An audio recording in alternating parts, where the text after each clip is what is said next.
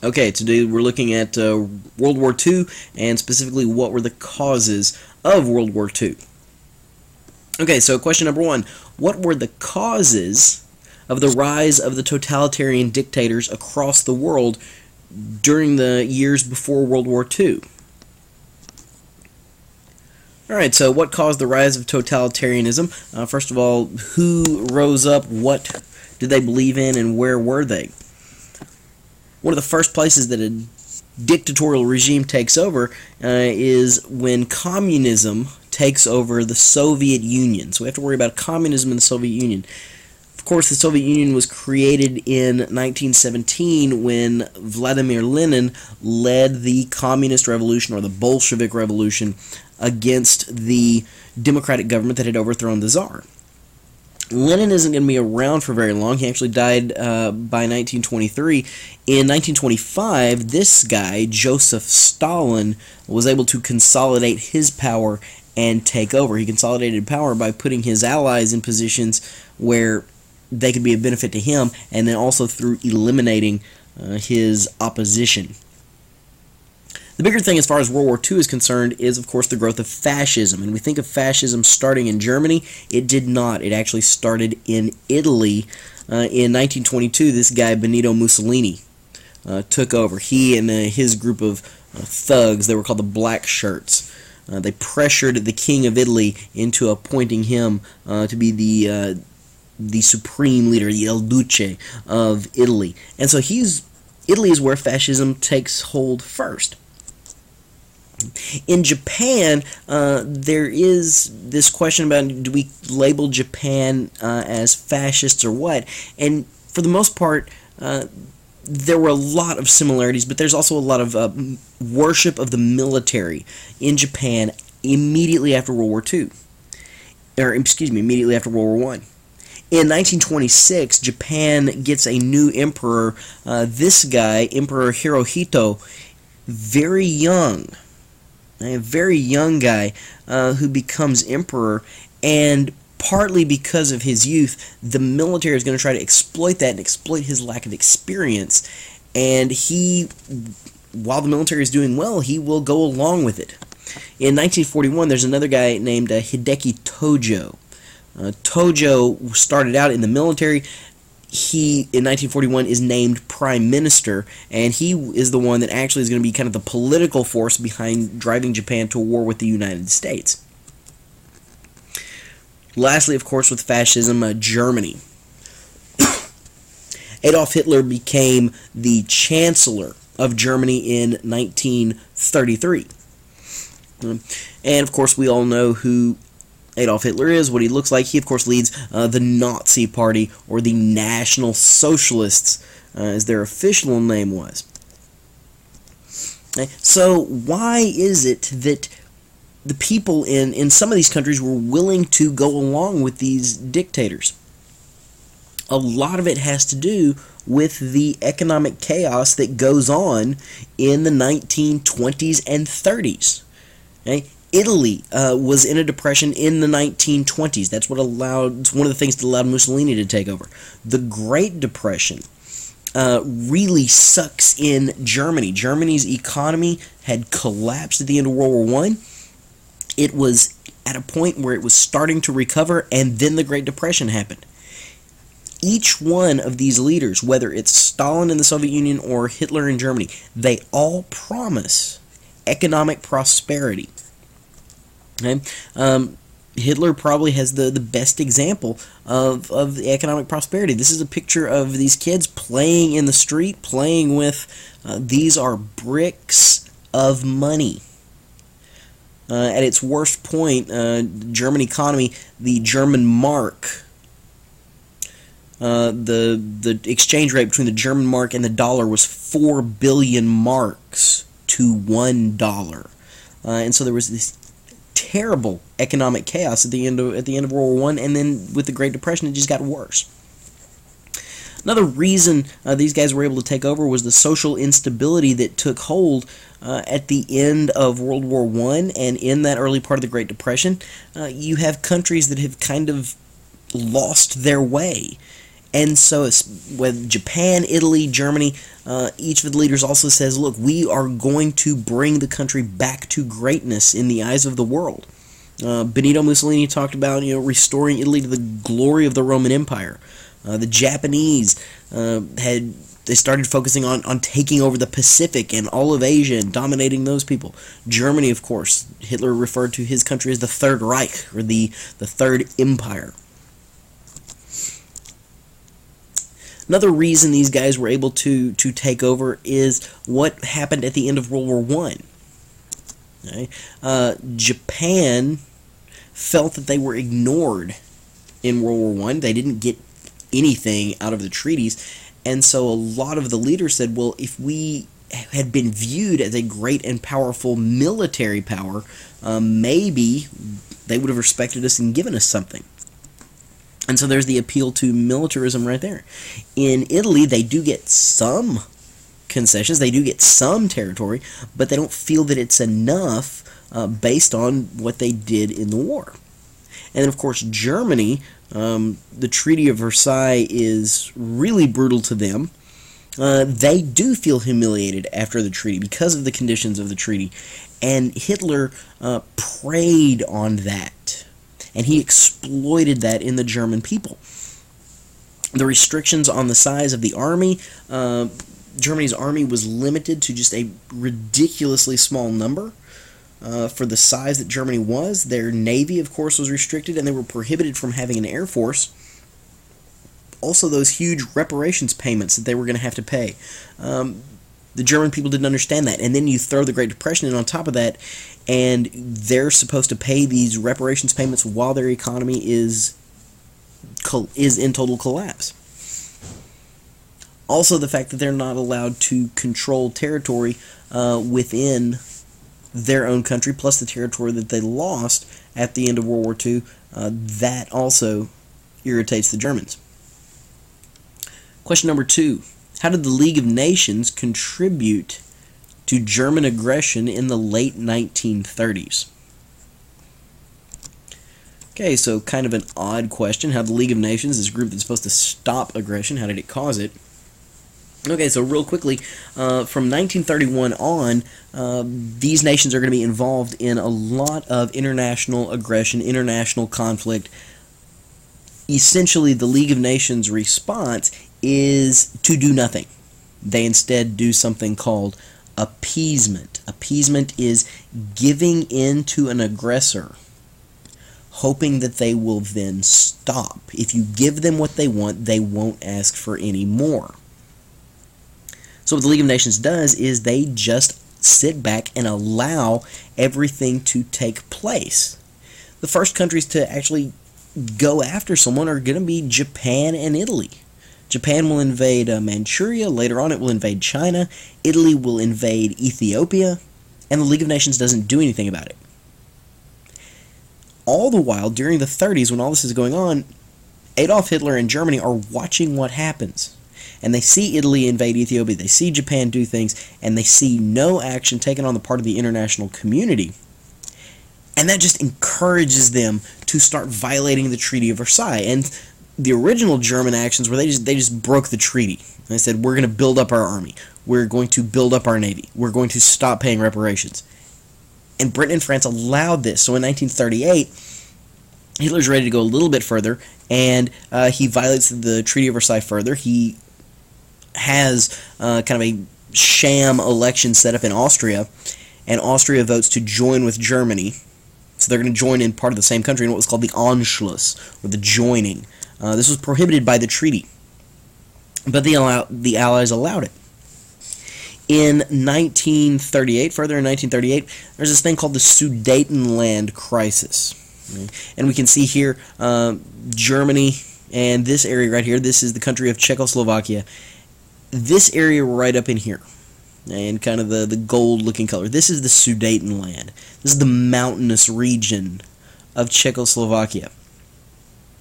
And this is part of the problem of the Treaty of Versailles. Wilson said he wanted self-determination for all people. All people get to decide where they're going to live. 3 million of the people who live in this area are German. by heritage, by ethnicity, and Hitler demanded that that area be given over to Germany.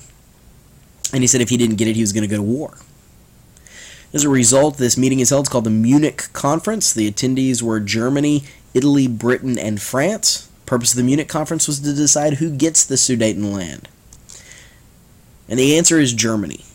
Britain and France give in and allow Germany to have it, promising that they would safeguard Czechoslovakia's future, that if Germany ever did anything, they would fight for Czechoslovakia's rights. Hitler, of course, said he was done. In March of 1939, Hitler said, just kidding, and he invaded the rest of Czechoslovakia. France and Britain, true to their word, did nothing to help. And the next thing in our march toward World War II was the Danzig crisis. So we've got the Sudetenland crisis. Hitler says, thank you for Czechoslovakia, but it's okay because I'm done now. And then in 1939 he says, once again, just kidding, I want this place in Poland. This city in Poland, Danzig, it was a port city. And again, it's German. There's all these Germans that live there. Britain and France this time said, well, we can't allow you to have that. If you try anything, we will declare war. And they're not really worried because over there on the other side of the continent, you've got the Soviet Union. Communists and fascists don't like each other. Well, on August 23rd, 1939, Germany and the Soviet Union signed a non-aggression pact. This treaty where they agreed that they would not attack each other. Secretly within the agreement was this plan to divide Poland between the two of them. And on September 1st, 1939, this is when World War II began. Germany invaded Poland, thus beginning the war. Britain and France would actually declare war on Germany within 2 days. By September 3rd, Britain and France have declared war because this time they have to stand up to Hitler. So on September 1st, 1939, as World War II began, this basically is what Europe looked like. The light purple, of course, here is Germany. The dark purple, the areas that they took over. Okay. Italy, the orange, and then they had actually also in 1939 invaded a place called Albania.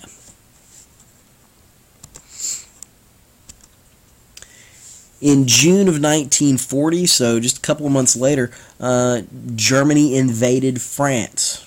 In addition to some other countries that Germany had already invaded, in June of 1940, Germany invaded France, and France surrendered quicker than Poland. Northern France and the French coastline was occupied by the Germans. Southern France became known as Vichy France and officially joined the Germans, joined the Axis powers as a puppet state. After July of 1940, Britain is by themselves. And so Britain had to face the Germans. The Germans decided to launch an air war against Britain and kind of force Britain to surrender. And so the British went through this thing called the Battle of Britain. They refer to it as the Blitz. When the German Air Force started, they started bombing the British Air Force bases and the British military bases. When Britain wouldn't surrender, the Germans actually started focusing on what they call terror bombing. Bombing of civilians on purpose, purposely targeting civilians. The one good thing that came out of that is it did take some pressure off the Royal Air Force, who were able to kind of put themselves back together and get planes back in working order, back up in the air, to actually stop the Battle of Britain by October of 1940. The British actually got rid of their prime minister, this guy named Neville Chamberlain, who let World War II happen, and they replaced him with this guy who for several years had been warning about Hitler and warning about the coming of World War II. His name was Winston Churchill, and so he will lead Britain through the rest of the war. In June of 1941, Germany makes their biggest mistake of the war. They invade the Soviet Union. Once that happens, Germany has to fight both Britain and the Soviet Union, and this makes them have to fight a two-front war, which becomes more difficult. Germany was pretty close to beating the Soviet Union, but unfortunately for Germany, fortunately for us, they close but not close enough. So throughout 1939, 1941, this is what the map of Europe ended up looking like. We saw what it looked like on September 1st, 1939. On roughly December 7th, 1941, this is what the map looks like. All of this area in here taken by the Germans and conquered. So you have Norway, Finland. Finland wasn't really conquered by the Germans. They were actually invaded by the Soviet Union, so they make a deal with Germany. Hey, help us to preserve our independence. Question number 3. What caused the United States to seek isolation between World War I and World War II? Alright, so World War II started, and we are not a part of it. And it has to do with our policies and what we did after World War I. After World War I, our fears of another war are tied up in this huge loss of life that happened in World War I. Everyone knew World War I was so bad, a second one would be that much worse. And so there weren't any desires to get in and do any of that, and so there were fears of foreign entanglements. Okay? Washington warned us in his farewell address, avoid entangling alliances. And after World War I, somebody finally brought that up. That's the main reason we didn't join the League of Nations. The idea that if two countries somewhere around the world went to war, we might get sucked in. After the Great Depression, we sink further into isolation. Because during the Great Depression, there's great distrust of business. They created the Great Depression. It must be their fault. In 1934, a committee is put together by Congress. It's called the Nye Committee. And its purpose was to find the real reason we joined World War I. It couldn't be the unrestricted submarine warfare. It couldn't be the Zimmerman telegram. There must have been something else. The Nye Committee will determine that the reason we went to war in World War I was because of the merchants in the United States, the businesses who stood to make profit off of our entry into the war. I think it was Dow Chemical that became one of the big targets of the committee. You made money during the war. It was you who pushed us to go to war, and really vilified them. But the country is kind of in a mood for that. Okay? These guys caused the Great Depression. Surely they must have caused something else. The Nye Committee is going to start labeling these people, really nice creative term here, the merchants of death.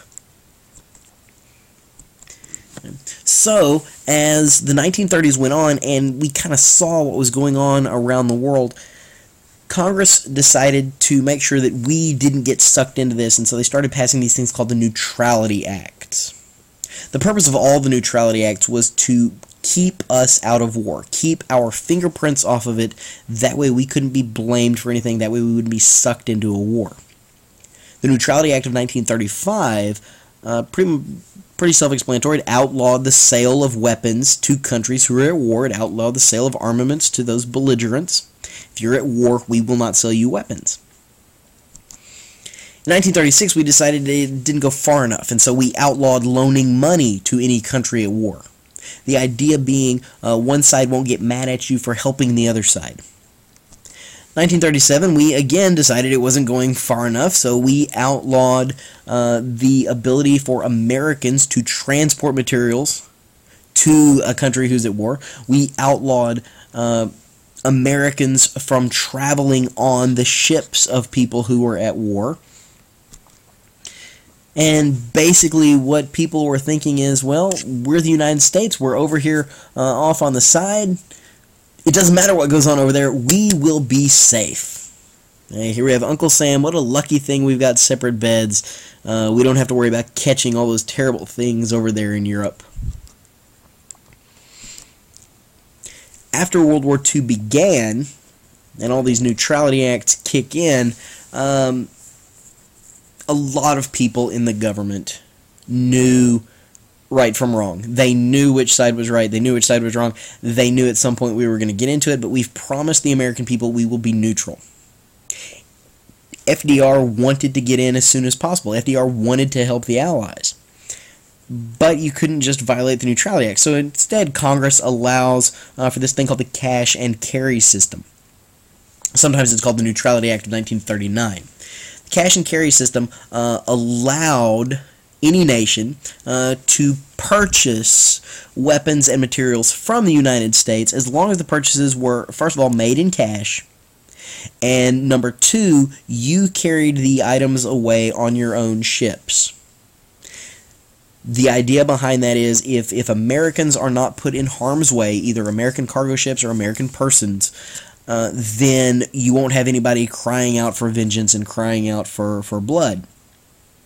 That cash and carry system works for a little bit. Question number 4. This one you're looking at the cartoon here. What is the opinion of the artist regarding U.S. intervention in World War II?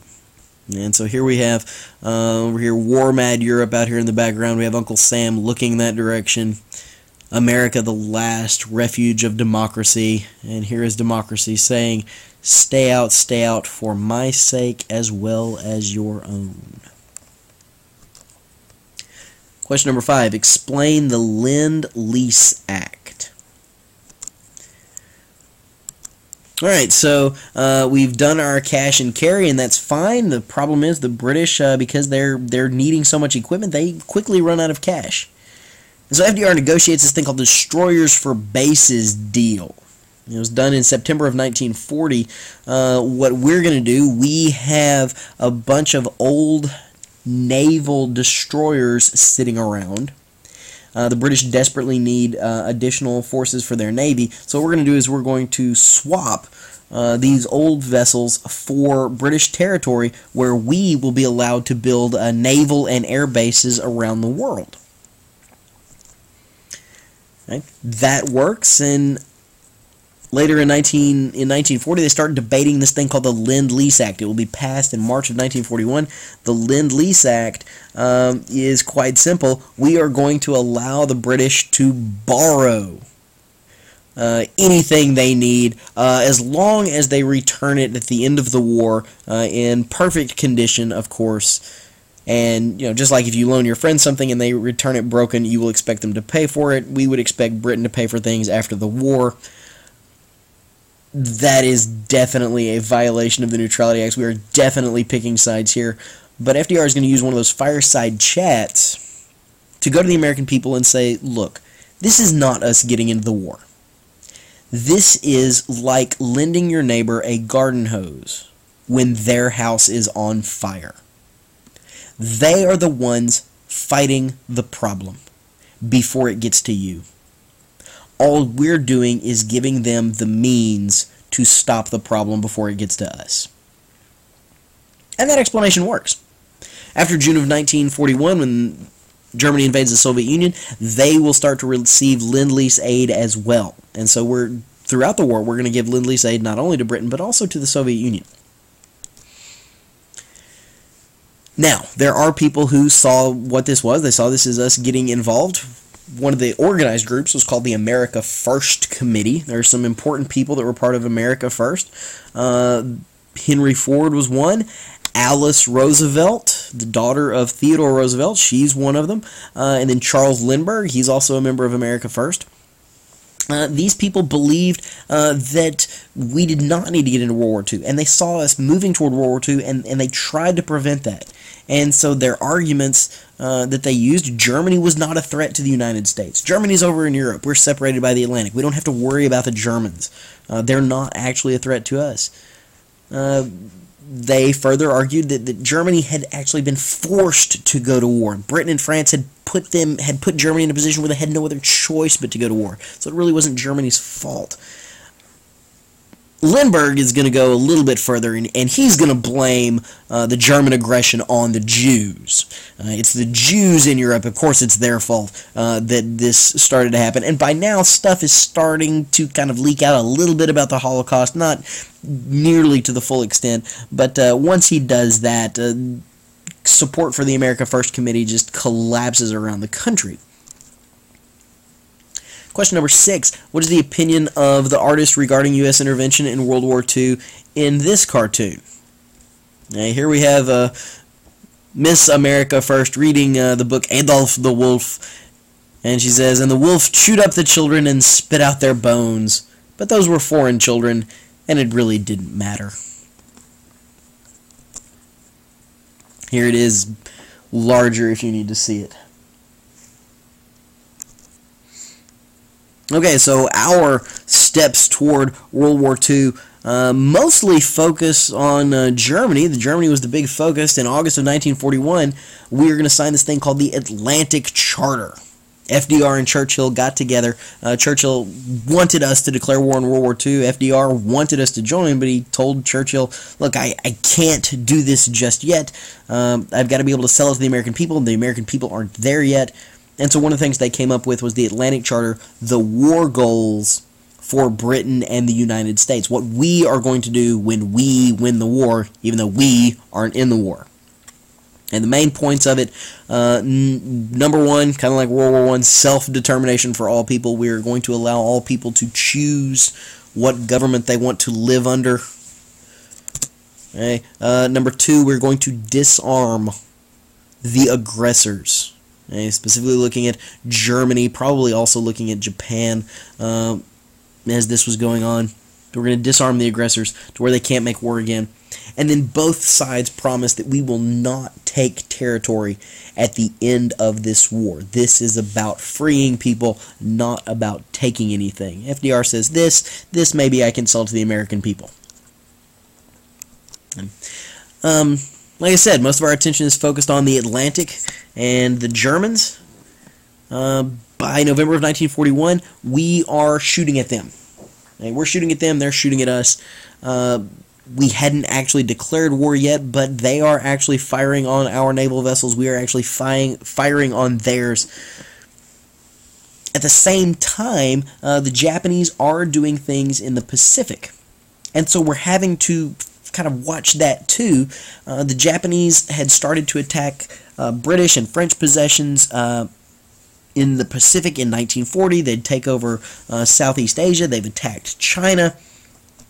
And so we're kind of watching that, and knowing that Japan is a growing threat, the government did go ahead and establish an embargo against the Japanese. We forbid the sale of war materials, steel, oil. These were two big, huge things that the Japanese needed, and we figured that would put enough pressure on them to make them stop their aggression while Europe dealt with Germany. In November of 1941, we're also going to go to the extent of freezing all Japanese assets that were held by U.S. banks. The Japanese government and leading members of Japan had money in U.S. banks, and the government would freeze that and prevent them from having access to it. All this did was anger the Japanese. And so on December 7th, 1941, the Japanese attacked. There are some people who think FDR knew that the Japanese were going to attack Pearl Harbor. Most of the military intelligence suggested if the Japanese were going to attack us, they would attack the Philippines. It's closer to them. It makes more sense. It's further away for us to try to defend. And so there was kind of some idea that, yeah, the Japanese might attack, but they probably won't. And if they do, it'll be on the other side of the world. No one was expecting an attack on Pearl Harbor, which was the headquarters of the U.S. fleet in the Pacific. This is actually a photo from a Japanese camera. They would mount cameras on the wings of the plane so you could go back and analyze the film later and analyze how much damage had you done. This right here, this is going to be Battleship Row, where most of those battleships were stationed there at Pearl Harbor. So whatever, Pearl Harbor is the U.S. Pacific Fleet headquarters. At the end of the attack, over 2,400 military and civilians there at Pearl Harbor were killed. This is the remains of the USS Arizona. USS Arizona, almost 1,100, around 1,100 people were killed on board the Arizona when one lucky hit by a Japanese bomb destroyed the magazine, blowing the ship up. And this is the thing that propels us into war. The Japanese don't just attack Pearl Harbor, they also are going to launch a series of attacks all across the Pacific on December 7th and December 8th. And so it's not just this one incident. They basically hit the fleet and then tried to expand as much as possible before the United States could respond. Of course, December 8th, 1941, FDR went to Congress and gave the famous Pearl Harbor speech, December 7th, 1941, a date which will live in infamy. the United States of America was suddenly and deliberately attacked by the naval and air forces from the Empire of Japan. He gave that speech. Congress didn't really take a whole lot of time to debate it. By this point, American public opinion has shifted. We want to go to war, specifically with Japan. Maybe not with Germany, but at least with Japan. Only one person votes against World War II. And if you remember World War I, maybe you remember this face. Here she is again, Jeanette Rankin, votes against World War II, making her the only person to vote against World War II, and also the only person to vote against, therefore, both world wars. And so that's how we got into it. Alright, I hope that was short enough, and tomorrow we'll talk about what went on at home during World War II.